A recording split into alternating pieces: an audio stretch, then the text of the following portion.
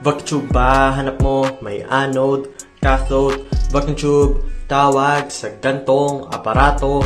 Fleming ang bros, nagsimula 1904, isang banyaga. Cathode kapag ininitan electron, lilisan thermionic emission. Kaya, forest device ba? Hanap mo, triode, tawag dito, may C-grid, between cathode at anode.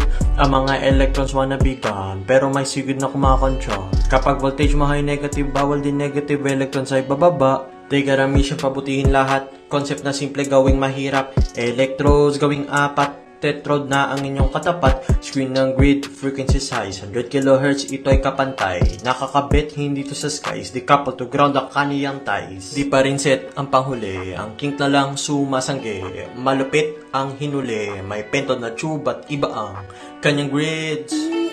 Electrodes, suppressor grids. To wit!